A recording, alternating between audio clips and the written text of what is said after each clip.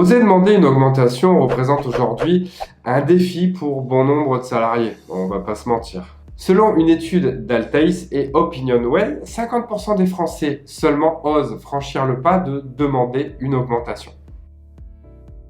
Pire, 18% sont résignés et estiment que leur contrat ne laisse pas la place à une éventuelle augmentation. Attendez, c'est pas fini, 30% estiment que ce n'est pas nécessaire de demander et seulement 16% s'estiment satisfaits de ce qu'ils ont. C'est quand même pas la joie. Y a-t-il un bon moment pour demander une augmentation? Comment s'assurer d'obtenir gain de cause? Y a-t-il une bonne façon de demander une augmentation? Nous allons voir ça ensemble dès maintenant.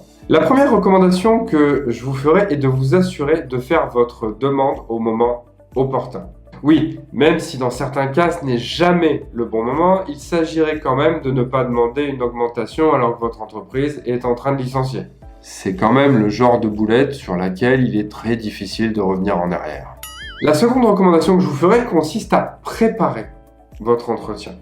Vous savez comment ça se passe et l'idée n'est pas de faire de vous un champion du monde préparé mentalement à devenir un winner, non, mais de vous préparer à parer toutes les oppositions ou tout contre-argument qu'on pourrait vous opposer.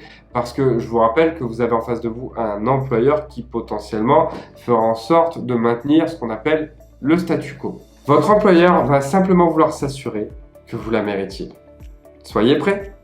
Et enfin, en 3, je vous inviterai à trouver le juste prix. Préparez-vous à combien vous allez demander. Il existe bon nombre d'idées et de stratégies sur la question. Demander plus pour avoir ce qu'on veut, au risque de rien avoir. Demander un montant fixe, c'est bien, mais cela peut effrayer votre interlocuteur. Il y a aussi ceux qui ne connaissent pas leur valeur et qui demandent trop peu.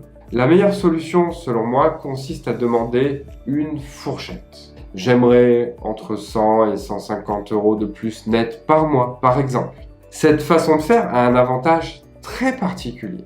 Elle n'effraiera pas votre interlocuteur car il aura encore l'illusion du choix, puisque précédemment, vous lui aurez demandé entre 100 et 150 €. Donc, ce n'est pas 0, c'est 100 ou c'est 150 €. Donc, dans tous les cas, vous êtes certain de repartir avec quelque chose. Voilà les audacieux, j'espère que ces quelques astuces vous auront été utiles. Je vous donne rendez-vous très bientôt pour une prochaine vidéo.